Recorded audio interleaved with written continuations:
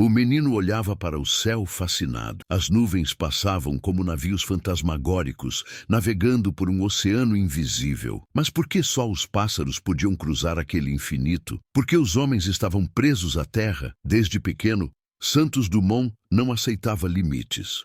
Criado entre as engrenagens dos engenhos de café de seu pai, ele via as máquinas transformarem o impossível em realidade. Se o homem podia mover montanhas com vapor, por que não poderia voar?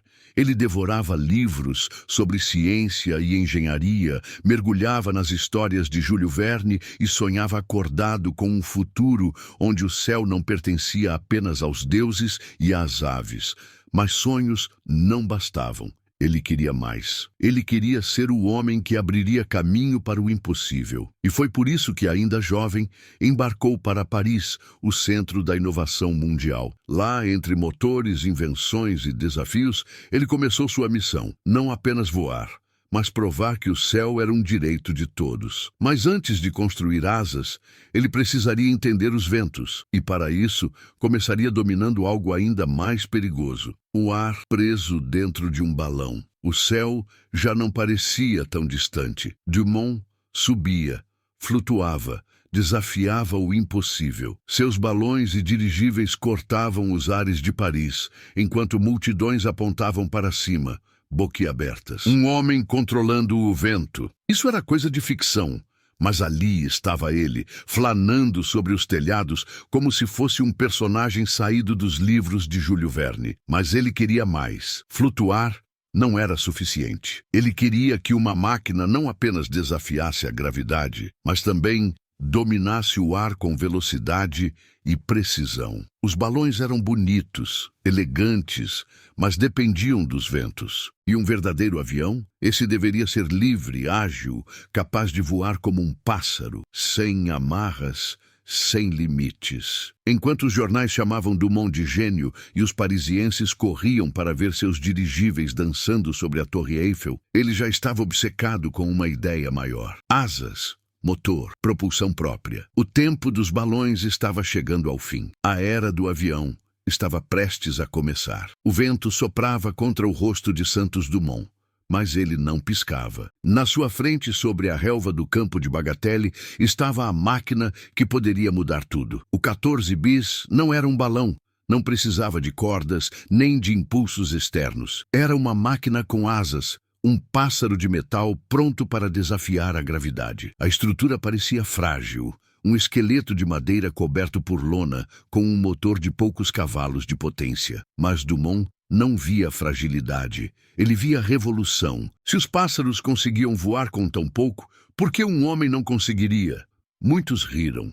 Diziam que um aeroplano mais pesado que o ar jamais poderia voar por conta própria. Outros, mais céticos, esperavam a falha, prontos para apontar o dedo e chamar sua invenção de delírio. Mas Dumont não se importava. Ele sabia que a única forma de provar sua teoria era decolando. Ele subiu na cabine, ajustou os comandos improvisados e respirou fundo. O momento da verdade estava chegando. E diante de uma multidão incrédula, ele se preparava para enfrentar seu maior desafio: vencer o chão e se lançar no desconhecido. O motor roncou, engasgando como se hesitasse diante do impossível. O 14 bis tremeu, deslizou pela grama, ganhou velocidade. Os olhos do público estavam fixos naquela engenhoca de madeira e lona, esperando pelo inevitável fracasso. Mas então, o impensável aconteceu. Como um pássaro aprendendo a bater as asas, o 14 bis se desprendeu. Primeiro solo, um solavanco. Depois, um instante de suspensão. E por fim, a glória. Ele voava. Era um salto curto, apenas 60 metros no ar, mas foi o suficiente para quebrar séculos de certezas. O homem podia voar, sem trilhos, sem catapultas, sem truques. Apenas motor, asas e coragem. A multidão explodiu em aplausos. Dumont desceu da máquina com um sorriso discreto, mas nos olhos trazia algo mais forte que qualquer medalha. Ele sabia que tinha mudado o mundo. Mas o voo do 14 bis não era o fim, era apenas o começo. Agora, o verdadeiro desafio começava: provar para o mundo quem realmente abriu os céus para a humanidade. O feito de Santos Dumont ecoava pelo mundo. Os jornais o chamavam de gênio, visionário, o homem que domou o céu. Mas do outro lado do Atlântico, uma sombra pairava sobre sua conquista. Os irmãos Wright, nos Estados Unidos, alegavam ter voado antes. Diziam que haviam tirado do chão uma máquina própria em 1903. Mas havia um detalhe estranho nisso tudo. Ninguém viu, nenhum registro oficial, nenhuma multidão testemunhando, nenhum relatório imparcial confirmando. Dumont, por outro lado, fez tudo às claras, diante de juízes, cientistas e do próprio povo. Ele não queria segredos, não queria dúvidas. Seu voo foi público, incontestável. Ele queria que o céu fosse de todos, não de poucos. Mas a história é escrita por aqueles que a contam mais alto. E enquanto a versão americana se fortalecia ao longo dos anos, Dumont assistia a tudo de longe, sem interesse em disputas. Para ele, pouco importava quem levasse o crédito.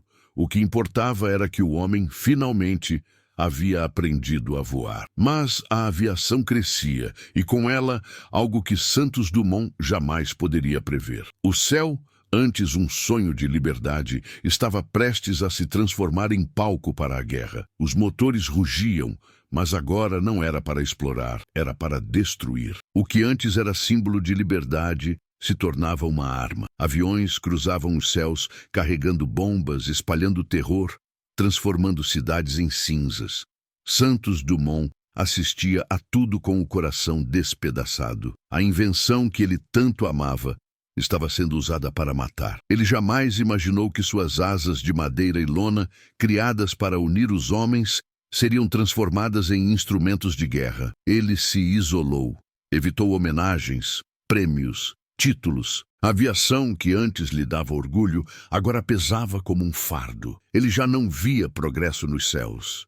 Via destruição. Seus últimos anos foram marcados pela tristeza, pela sensação de que o sonho havia se transformado em pesadelo. Mas será que seu legado seria esquecido? Ou o mundo ainda lembraria do homem que ousou desafiar a gravidade por paixão e não por guerra? Santos Dumont não foi apenas o homem que voou. Ele foi o pioneiro que libertou o céu, transformando um sonho impossível em uma realidade tangível. Através do 14 bis, ele nos mostrou que, para conquistar o infinito, o único limite que devemos respeitar é a nossa própria coragem. Mas o legado de Dumont não é apenas sobre motores e asas. Ele acreditava na aviação como uma promessa de união e progresso, não de destruição. Quando o céu, que ele queria ser livre, foi invadido pela guerra, seu coração se partiu. Mas a sua criação, o avião, permaneceria apesar de tudo. O mundo moderno,